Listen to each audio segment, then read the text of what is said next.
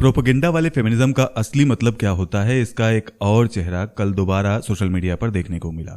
एक फोटोग्राफर द्वारा खींची गई 2 तस्वीरें कल अचानक से तेजी से वायरल हुई और लोगों तक पहुंचने लगी, दिखाई देने लगी। एक में मॉडल ने सज धज कर साड़ी पहनी हुई है और दूसरे में लड़की ने नन की ड्रेस में फोटो खिंचवाई हुई है।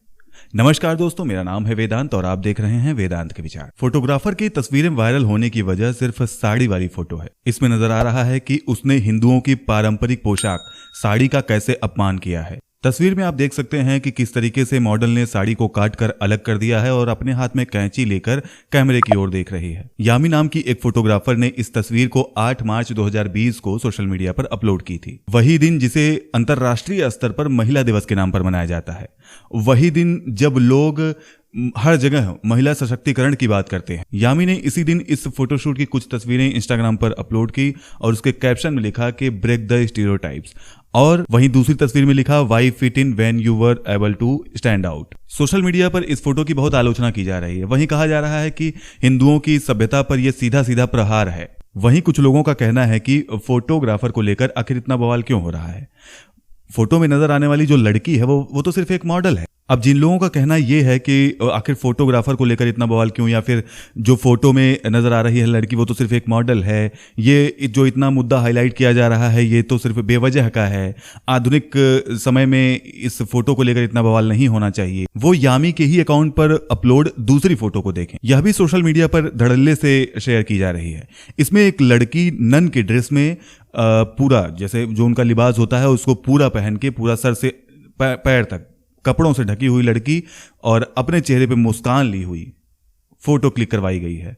उस फोटो को भी जरा देख लिया जाए एक बार। बात सिर्फ फोटो की ही नहीं है, कैप्शन में भी अंतर देखिए। साड़ी को घुटनों तक काटकर जहां यामी उसको ब्रेक द स्टीरियोटाइप समझती हैं और समझती हैं कि जब आप बाहर दिख सकते हैं तो अंदर क्यों रहना, वहीं नन की ड्रेस वाली तस्वीर पर कैप्शन में वो लिखती हैं, उनकी कृपा से तब तक जीवन का आनंद लेंगे और एक दूसरे से प्यार करेंगे जब तक उनका राज नहीं आ जाता। अब बात यह है कि दोनों फोटो को लेकर एक फोटोग्राफर के विचार इतने भिन्न कैसे हो सकते हैं, जिन्हें अब भी यह लगता है कि यह काम सिर्फ एक प्रोफेशन के लिहाज से किया गया है। उन्हें यह सोचना चाहिए कि जहां एक तरफ एक फोटो में लड़की को धार्मिक पोशाक में दिखाया जा रहा है और ईश्वर का तलबगार दिखाया जा रहा है, वहीं दूसरी तरफ दूसरी फोटो में हिंदू धर्म, या फिर कहें कि जिसका संबंध सीधे हिंदू सभ्यता से है, उसे रूढ़िवादी सोच बताया जा रहा है। रूढ़िवादी सोच बताते हुए उसे तोड़ने की बात की जा रही है। इस तरह के नारीवाद में अगर आप गौर करें तो ये सिर्फ तभी तक जायज नहीं है जब तक ये हिंदू धर्म से संबंध नहीं रखता है, हिंदू सभ्यता से संबंध नहीं रखता है। क्या जायज नहीं? जायज ये नहीं है कि जब तक सर से लेकर पैर तक पोशाक पहन लिया जाए, पूरा बदन ढक जाए, पूरा कपड़े सर से लेकर पैर तक सिर्फ और सिर्फ कपड़े हों, तब ये रूढ़िवादी सोच नहीं है, तब ये ऐसा कुछ नहीं है, तब इसमें कोई दिक्कत नहीं। लेकिन अगर जहां पर ये हिंदू धर्म से, हिंदू सभ्यता से जुड़ जाए, वहीं पर ये रूढ़िवादी सोच हो जाती है। आखिर एक फोटो में जहां आप ये कह रहे हैं कि पूरी पोशाक पहनना क्यों जरूरी है, पूरी पोशाक पहनना क्यों जरूरी है, दूसरी तरफ आप फोटो में ये कह रहे हैं कि ईश्वर की बात कर रहे हैं, ईश्वर के मैसेज की बात कर रहे हैं, अच्छी अच्छी बातें लिखी जा रही हैं, और उस फोटो में क्या है, जस्ट इसका अपोजिट है।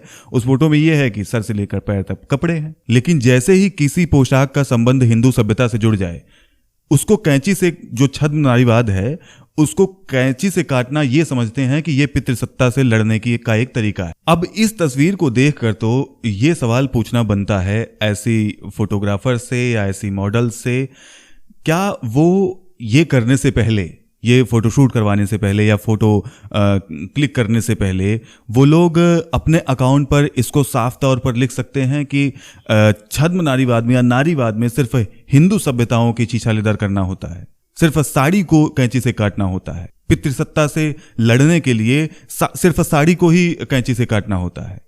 क्या ये अपने अकाउंट पर साफ तौर पर लिख सकती हैं, सोशल मीडिया अकाउंट पर साफ तौर पर लिख सकती हैं जहां पर इन्होंने फोटो अपलोड की है इस तरीके की? अगर नहीं लिख सकती तो ये स्टीरियोटाइप हर धर्म के पोशाक के साथ, हर सभ्यता के पोशाक के साथ क्यों नहीं तोड़ा जाता है, क्यों नहीं ब्रेक किया जाता है? क्यों नन की ड्रेस में मॉडल्स आदर्श होती हैं जबकि नन की ड्रेस में तो सर से लेकर पैर तक कपड़े ढके हुए हैं, पूरा बदन ढका हुआ है? क्यों रूढ़िवादी की परिभाषा सिर्फ साड़ी और घूंघट तक सीमित हो जाती है? वर्तमान समय की बात करें तो साड़ी ने विदेशों में भी अपने सौंदर्य का जलवा बिखेरा है। वह महिलाएं जिन्हें वैश्विक स्तर पर भारत का प्रतिनिधित्व करना होता है वह सभी साड़ी को अपनी प्राथमिकता में रखती हैं। इससे तो मतलब साफ है कि यह पोशाक केवल हिंदू संस्कृति को ही नहीं बल्कि भारत की सभ्यता को भी दर्शाती है। फिर नारीवाद के नाम पर या महिला सशक्तिकरण के नाम पर यह घिनौना प्रयास क्यों? आखिर कैसे एक नन की ड्रेस में महिला का सशक्तिकरण मुमकिन है लेकिन एक साड़ी जैसे लिबास में क्यों नहीं? भारत ने कई विदेशी संस्कृतियों को भी अपने भीतर समाहित किया है।